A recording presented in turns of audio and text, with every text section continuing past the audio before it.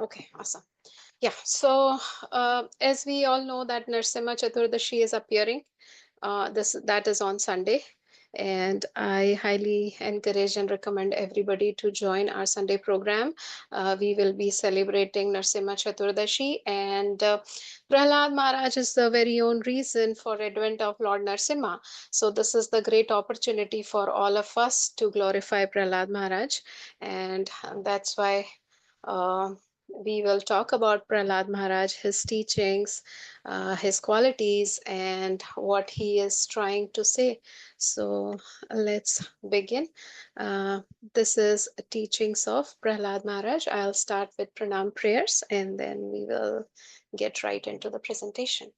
ॐ अज्ञानतिमिरन्दस्य ज्ञानञ्जनशलाकया चक्षुरुन्मिलितं येन तस्मै श्रीगुरवे नमः श्रीचैतन्यमनोभीष्टं स्थापितं येन भूतले स्वयं रूपा कदा मह्यं ददाति स्वपदान्तिकं वन्देऽहं श्रीगुरो श्रीयुतपदकमलं श्रीगुरून् वैष्णवांश्च श्रीरूपं सहग्रजातं सहगना रघुनाथान्वितं सजीवं साद्वैतं सावधूतं परिजनसहितं श्रीकृष्णचैतन्यदेवं श्रीराधाकृष्णपादान् सहगना ललिता विशाखान्वितांश्च हे कृष्णा करुणा सिन्धु दीनबन्धु जगत्पते गोपिशा गोपिका कान्ता राधा कान्ता नमस्तुते तप्त काञ्चन गौराङ्गी राधे वृन्दावनेश्वरी वृषभानुसुते देवी प्रणमामि हरिप्रिये वंशकल्पतरुभ्यश्च कृपा सिन्धुभ्यैव च पतितानां पावनेभ्यो वैष्णवेभ्यो नमो नमः नमो विष्णुपादाय कृष्णपृष्ठाय भूतले श्रीमते Bhaktivedanta स्वामिनिति नामिने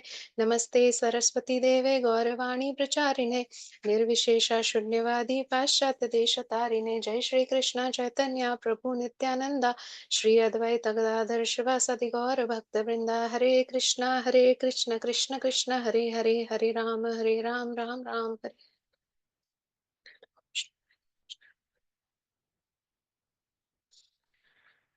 Okay. So let's get into a little bit of state setting, the context. I would like to set a context here. The teachings of Prahlad Maharaj, or so to say that about Prahlad Maharaj, is very well explained in Canto 7. The whole Canto 7 is dedicated to Prahlad Maharaj, Hiranyakashipu, and Lord Narsimha. And out of those, from chapter 1 to 4 talks all about Hiranyakashipu. From chapter 5, 6, 7, 8, 9 is about Prahlad Maharaj, his teachings, and his prayers to Lord Narsimha. So this particular teaching, which we will be talking today, is based on chapter 5 and 6. Uh, so, uh, so chapter 6 and 7, not 5. So chapter 5, what happens is when our hero Prahlad Maharaj enters the scene, and Hiranyakashipu asks Prahlad Maharaj. So I'm just doing a quick recap of the class which Ramchandra Prabhu already spoke on Sunday. So we will be taking further from that. So just a quick recap, that Hiranyakashipu asked Prahlad Maharaj that what is the best subject you have learned so far? What do you think? What is the best? So Prahlad Maharaj tells to Hiranyakashipu that my spiritual master taught me that whoever has taken this temporary body and this temporary household life should go to forest, and and are they have taken this temporary body and temporary household life is just like an andhakupam. It means it is like a blind well where there is no happiness. A blind well is where is a blind well is one which does not have water. It is all dark, and one goes deep into it thinking that there will be water, but there is no water. Similarly, this household life, we think that there will be some happiness with one way or the other, but there is no happiness. It is like an andhakupam where we think that there will be some happiness, some kind of water on the land, that kind of mirage situation. So that's what Prahlad Maharaj, a 5-year-old boy, tells to Hiranyakashipu, that this material world is like an andhakupam, so you should go to forest and uh, you do bhakti, or try to uh, do devotional service and realize Lord Vishnu. So that is the first address which Prahlad gives to Hiranyakashipu. Then Hiranyakashipu thinks that it is just a childish blabbering which he is doing. So he calls the sons of Shukracharya, Shanda and Amarka, and tells him that you take him and teach him something, some good demoniac behaviors, so that he will हमारे समाज में रहने लायक बन जाए. That's what he said. So they took him, they teach him everything and all that, they bring him back. And then again Hiranyakashipu asked, what did you learn? So he said, Shravanam, Kirtanam, Vishnu Smaranam, Padasevanam. That's what he said, that this is what I learned. So again, Hiranyakashipu gets so furious and he tries to kill Prahlad with so many different ways. But Prahlad gets protected, and Prahlad, nothing, not even, I mean, nothing happens to Prahlad in that endeavor. And then again, those Shukracharya's son comes and they say that we will take him. You don't get anxious, Hiranyakashipu. You seems very anxious, so it is not good for you. We will take him under our custody till our father Shukracharya, the spiritual master of demons, come. Until then, we will keep Prahlad Maharaj in our custody. And by the time he grows up, he will have intelligence and he will not do all these things again. So then Shukracharya's son take him to their school, demoniac school, and then that's when this happens, where uh, Prahlad Maharaj is in a school setting with all the classmates of Prahlad Maharaj. Those kids are of age between 5 to 7 years, and they are in a school. But one fine day, what happens is their teacher went out for some break or some to do some household activities or something. Then when, as we know that when teachers are not there in a classroom, what kids do, they want to have fun, they want to make fun of each other and play and everything. So these kids gathered together, and then Prahlad Maharaj start addressing. So this is the context, this is setting the stage, where these teachings, what we will be talking uh, throughout the presentation today, is about the teachings Prahlad Maharaj gives to his classmates. So he starts off with the most dearmost, the dearmost person. We are spoiling our lives, family illusion. These are the three problems Prahlad Maharaj addresses. Prahlad Maharaj says that these are the three problems in this material world, and the next three are, he is kind of giving the solution, that we should see Krishna everywhere, we should realize that God is everywhere, and then finally become Krishna consciousness and spread the mercy. So that's how this is aligned here. Uh, so now we saw that this all is in chapter 6 and 7 of Srimad Bhagavatam, Canto 7. So now Prahlad Maharaj addresses to his classmates that, come on, friends, let's talk about Krishna. We will have some Krishna Katha. We will talk about Krishna consciousness. Then friends were so surprised and like they didn't like it. What Prahlad Maharaj said, that no, we want to play. We don't want to talk about Krishna. And who is Krishna? That's what those friends said. Prahlad Maharaj said that if you are intelligent, then you must begin Bhagavad Dharma from the childhood.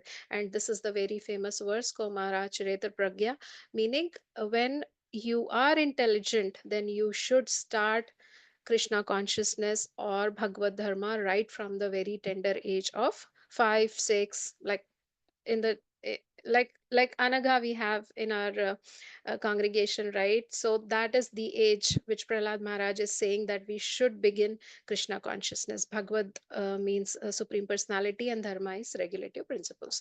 So that's what Prahlad Maharaj is saying, that Kaumar Acharet, we should begin our Bhagavad Dharma from the very tender age. Now friends again ask the, and we should not forget this, that these friends are like 5, 6 years old kiddos, right?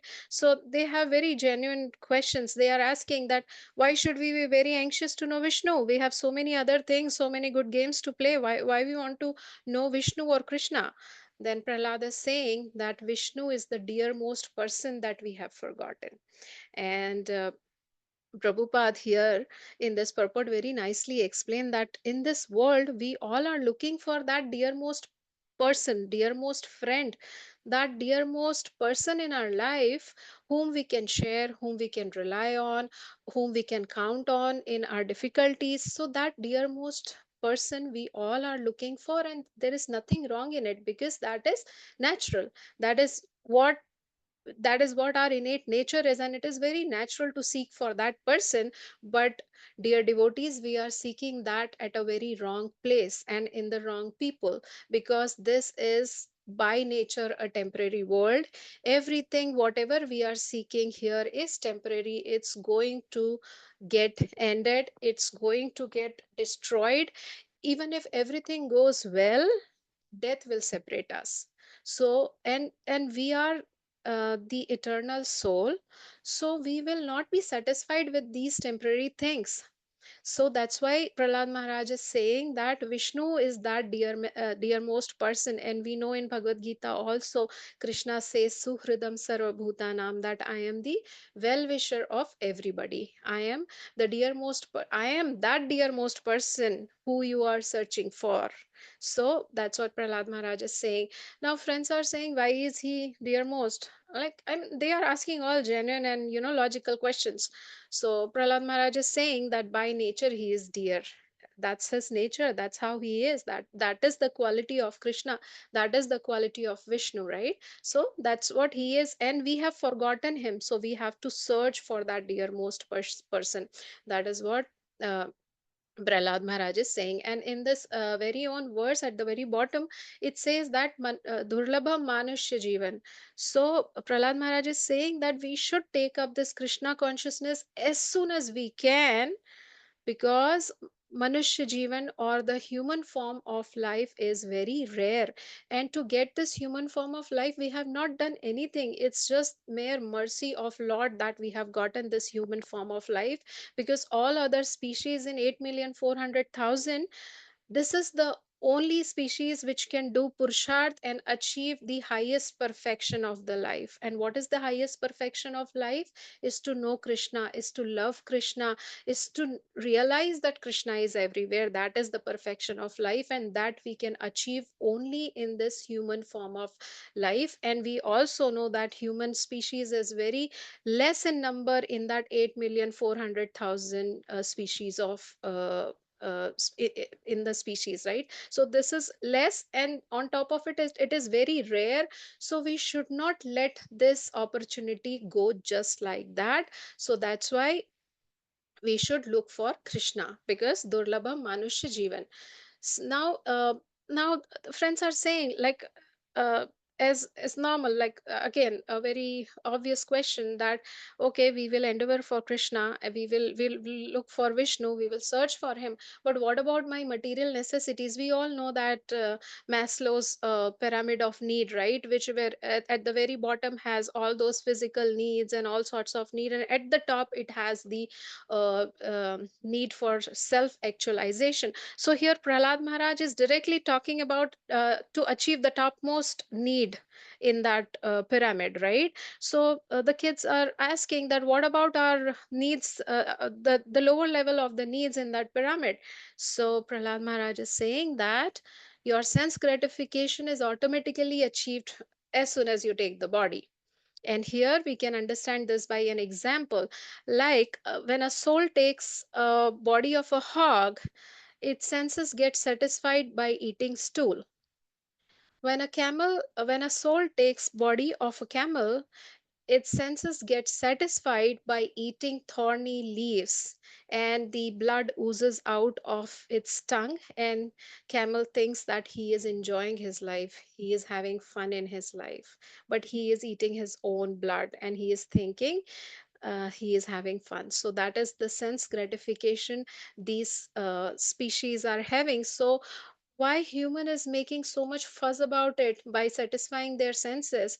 Once you get that body, that person, or that supreme personality who has given you this body, he has made all the arrangements to satisfy your senses. So the point here Prahlad Maharaj is trying to make is, if you receive the miseries of life without effort, you will similarly achieve happiness without effort. uh, Nobody wants misery, nobody wants disease, nobody wants old age, but it all come on its own accord, right? We do not endeavor for it, but it comes, it will come. So that's what Prahlad Maharaj is saying. If miseries are coming, then why are you endeavoring specially for happiness? If it is there stored in destiny for you, it will come on its own accord. So please do not struggle too much for achieving material happiness, and do not go too much behind the sense gratification. It will be satisfied. There is enough to satisfy everybody's need in this material world, but we have unwanted unlimited wants. So we that is like cannot be satisfied. So here in this very first point, Prahlad Maharaj is saying that we have to look for that dearmost person whom we have forgotten. So that is one of the problem this material world has, because we have forgotten. We have to revive that relationship. That will come later on. So first, this point is he's trying to make here is that we have forgotten that dearmost person. Now Prahlad Maharaj is saying that we are spoiling our lives. What does it mean? Let's see. So Prahlad Maharaj did some calculation here. He is saying that we are spoiling the life that was meant for self realization, to know Krishna. Now, this very on Prahlad Maharaj already mentioned that previously, that we should start Krishna consciousness from the very tender age, right? So, if we are not doing that, then we are spoiling our life. That's what Prahlad Maharaj is simply saying here. So he say, and we know that prayen alpayu shakalo asmin yuge jana, in Kali Yuga the lifespan is very short, and it will become even more shorter as the Kali Yuga advances. Right now, on an average, if you can say a person lives 100 years, half of the time he is sleeping, right? So 50-60 years of his life is there intact. Then 20 years are spent in childhood, where he doesn't know anything. He is very illusioned, he is dependent on other people, so he cannot take up to Krishna consciousness. Then in the old age, again, when bodily discomforts happen, then that, because that is the only thing, that the body is the only one which we identify ourselves with, right? So if something happens to this body, whom we consider ourselves as this body, I am this body, and if something happened to this very own body, then the self preservance mechanism kicks in, and we cannot do bhakti. It is very difficult to even chant during that time. Then what remains? The middle age for 20-30 years. That is the only time where everything is perfect and you can take up to the bhakti. But at that time, we think YOLO. We only live for once, and let's have fun, man. What is this? Following all these four regulative principles, not having tea, waking up at 4 a.m. in the morning, chanting 16 rounds, and then we cannot eat out also. And there are so many rules and regulations. No, no, no, no, no. We only live for once. Let's not take it up. Maybe we can do it once we get old. And when we know that once we get old, it is very difficult, because all focus goes on in our pains and aches, right? So that's how it life progresses, and we are spoiling our life by not searching for that dearmost person. And one interesting thing, when I was searching on the internet, that what does it mean? Like, this is what Prahlad Maharaj is saying, that spoiling a life means not taking up to Krishna consciousness. Now, what does spoiling a life mean for a common man, or what this modern world thinks of spoiling the life? So I just googled spoiling our lives, and these three things came up: self sabotaging, anxiety and stress, excessive indulgence. So procrastination, negative thinking, unhealthy habits. At least I can relate to all of these. Anxiety, stress in this modern, fast-paced life, and we are making this as a norm. We very casually say stress to normal hai. Is life mein everybody has stress. So what is wrong if I have stress? But this is not natural. This is not natural to be in stress, to be in anxiety. We have made this as norm and natural, but this is not natural. And excessive indulgence, insensately scrolling on the Instagram reels, and then looking at the shots and social media and all those things, this is excessive indulgence of our senses. So what internet is saying, that these three things are spoiling our life. So this is, and we have seen that this is there, like in some quantity or some percentage in everybody.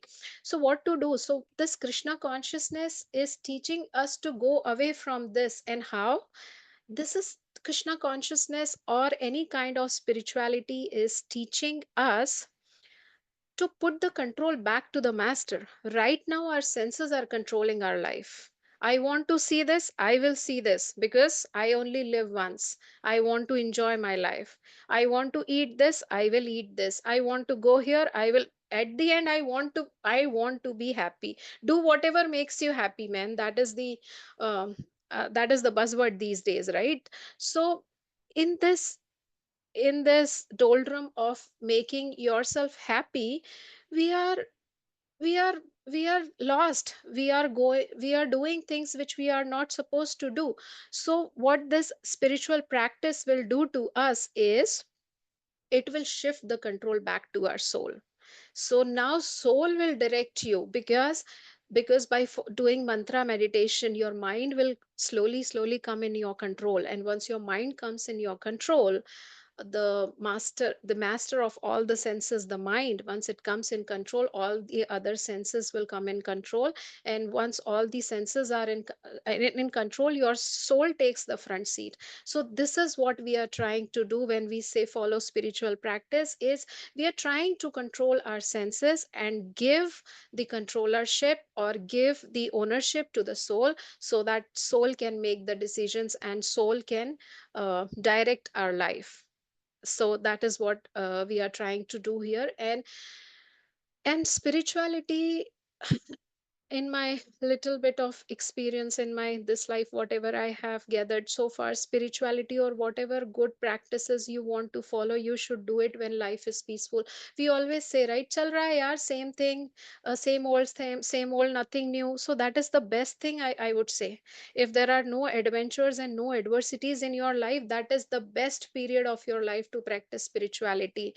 Because when adversities or anxiety or stress hit you hard, when you lose your near and dear ones, or when when when you, no, so many things can go wrong in this material world, because remember, everything is temporary. So when those things go wrong, you cannot start any practice, because your mind will continuously go in solving that problem, and you will not have peace to start any practice, to start chanting or anything. So when life is boring, when you think that it's same old, nothing is good, and I mean everything is so boring, it's the same old life, it's going in loop. So it is the best time to practice spirituality. Because once you practice the spirituality, then when the adversities or stress comes in your life, this will come very handy. So get all this spiritual knowledge, get all your philosophy right, practice chanting. And we all know that these things will hit us hard, and it will hit us one point or the other of our lives. So we should be prepared for those things. Like today, we are hearing all those wars and things, right?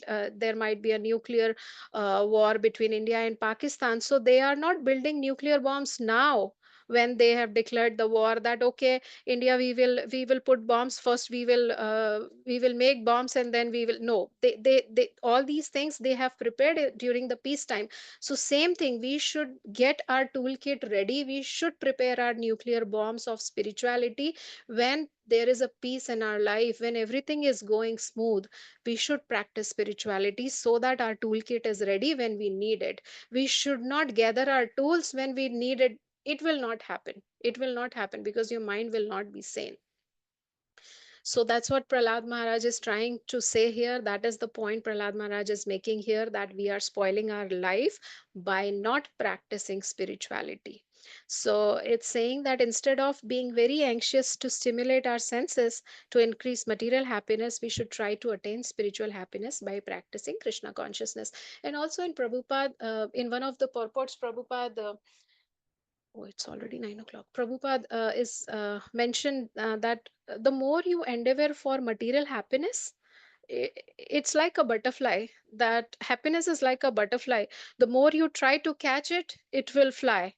If you stay still, it will sit on your shoulders. So don't make a big deal out of happiness. It will come on its own accord. And more you try to be happy, it's like an energy, it's a high energy thing. So you will feel low with the same amount. So nowhere in Bhagavad Gita also Krishna mentioned that you should be very happy. What Krishna says, suggest us, is to be steadfast, sthita pragya. Be tolerate your happiness and distress with equipoised. So that's what our scriptures are teaching us. No, it's just the modern world is like, making these buzzwords that you should be happy and all these things. There is nothing called as happiness. You should tolerate your distresses and your pleasure times with equipoised mind. So that those are our ancient teachings.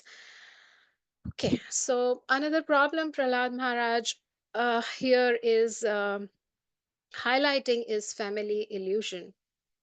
So Prahlad Maharaj is saying that the attached householder is like a silkworm who wraps itself in a cocoon made of its own saliva until he realizes that he is caged, and he cannot escape.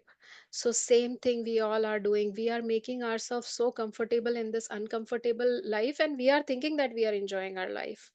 But it's same as if somebody has a nightmare, and we wanted to save that person, but we cannot save him. We cannot get He cannot get rid of his fear until he wakes up physically. So same thing is with us. We cannot realize that we are going through the miseries of life until we wake up spiritually. Until we wake up spiritually. uh, so here we are not saying that family life is something bad or it's condemned. We are saying that uh, if you forget your spiritual goal, if you forget your highest goal, then entangling in material affairs is something not right. That you should keep a check on. So here we are saying that you do your family duties with 100% attention, dedication, with full ownership, full wholeheartedness. You should perform all the duties of your householder life, but keep the attachment to Krishna. Keep the love and attachment to Krishna, and do all your duties so nicely. But we do the other way around. We get attached to our family so much so that without them we feel that we are lost. We have no identity without our near and dear ones, without our family. And we do Krishna consciousness, or we do bhakti as our duty, that we have to do sola mala, or we have to do it dutifully. What to do, that is the vow we have taken. So that should not be the case. We should get attached to Krishna and take up our materialistic things as duty, do it with 100% dedication. Mam anusmaran yuddha cha. So Krishna is also saying that you just don't sit and do Hare Krishna, Hare Ram, right? No, he is saying remember me and do your prescribed duties. So that's what Krishna is saying.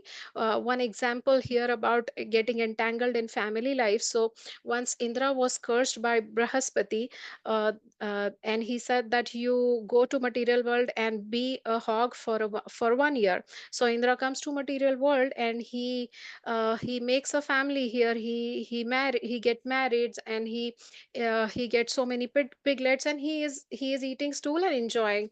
Then his 1 year goes by, and then Brahma calls him back that, hey, Indra, come back. Your curse is over. Then Indra is like, no, no, no, I'm having fun here. I'm enjoying my life. I have my family. I have my wife. I have my kids. I cannot come back. If I come back, what will happen to them? So see, Indra, the king of demigods, is having fun being a hog. So imagine, like, how we get so comfortable in our comfort zone that we don't even realize that we have some problem. So that is the biggest problem, that we don't realize we have a problem. So that's what Prahlad Maharaj is trying to say here, that this enjoyment is false because it is resting on a not false but a temporary platform, because it's going to go one day. So these are the three problems which Prahlad Maharaj is saying here to his classmates, that we forgotten our dearmost friend. We are spoiling our lives. Why we are spoiling our lives? Because we are not taking up Krishna consciousness, and we are illusioned by the family relationships and our attachments and everything. So these are the three problems. So now Krishna is saying that what to do then. Then Prahlad Maharaj is saying one should love Krishna more than anything. So his friend says that loving Krishna more than anything, so it also will require a lot of effort. So why will I put effort in loving Krishna? Rather I would put that effort in my earning my livelihood, right? Why should I put that effort? So Prahlad Maharaj to this responds that our affection to Krishna is intimate and it is innate. It is never going to be lost, and it will not look, it will not take so much of effort, because Krishna is our supreme father. He is aham bija prada pita. And sorry. And because our relationship is intact with Krishna, it just needs to be revived. Like a magnet and an iron, the innate quality of iron is to get attracted to magnet. But when iron is rusted, then it won't happen, right? So what we need to do is take the rust out of the iron. So what our spiritual practices is doing is cheto darpana marjanam. So by chanting, we are cleansing our heart, and once our heart gets cleansed, we will be automatically get attracted to Krishna, because that is our natural position. Jivera Swarupa Hoya Nitya Krishna Das. That is our natural position. So it won't take a lot of endeavors. It's just that Cheto Darpana Marjanam. We just have to cleanse the dust, or the impurities what we have in our heart. We have to cleanse those, and then we can get attracted to Krishna. Then it says that one who is actually one who loves Krishna so much sees Krishna everywhere, because Krishna is in everybody's heart, right? Pandita Samadarshina, he sees everyone as same and he loves everyone. And as soon as one becomes a Krishna conscious, he loves everyone.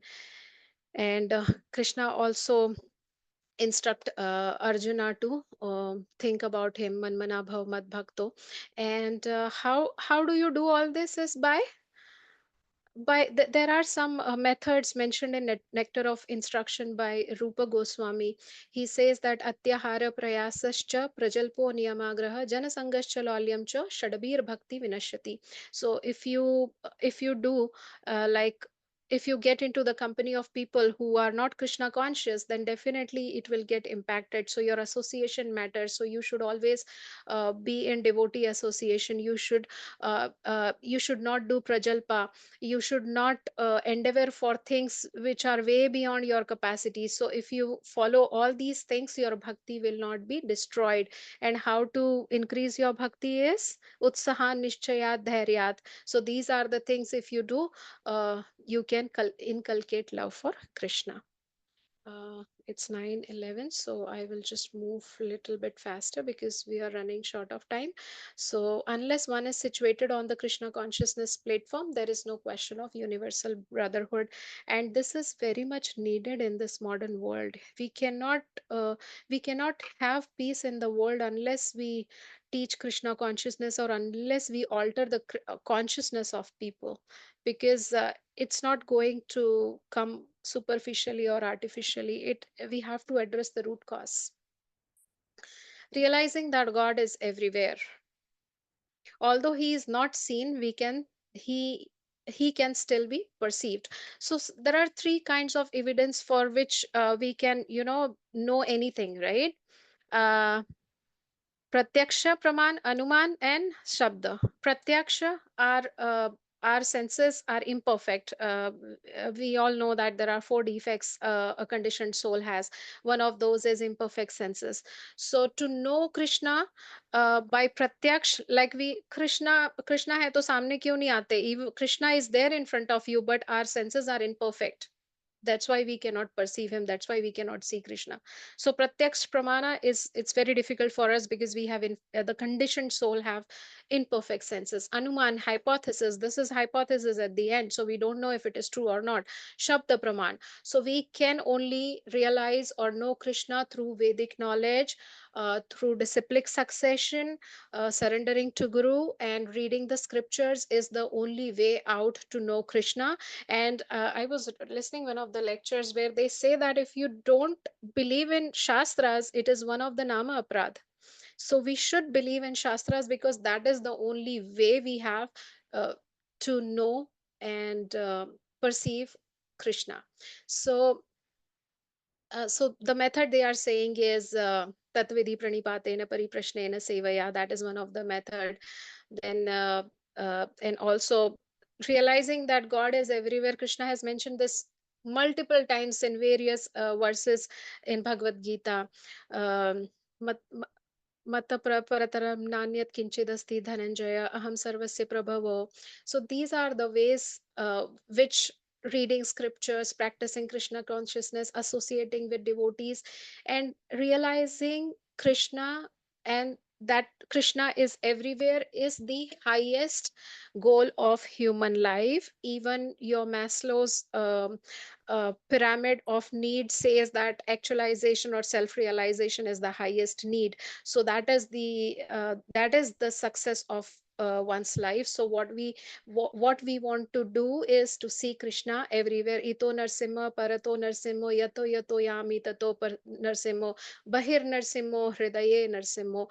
That's what we wanted to do, and that is what that is and what is the method prescribed for this in this age of Kali is Hare Krishna Krishna Krishna Hare Hare, Hare Rama Rama Hare Hare.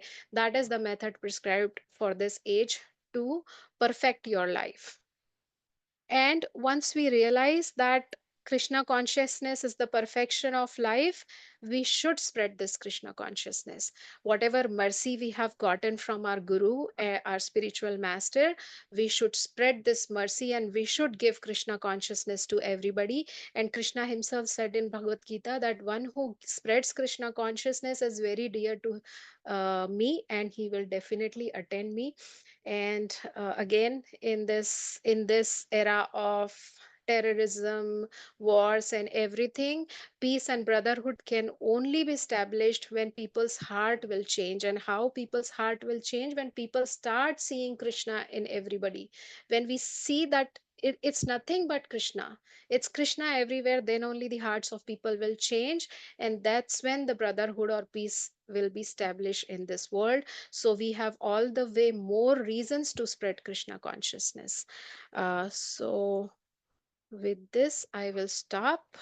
Vanchakalpataruvyacha kripa sindhu bhayevacha patitanam pavanebhyo vaishnavebhyo namo. Hare Krishna.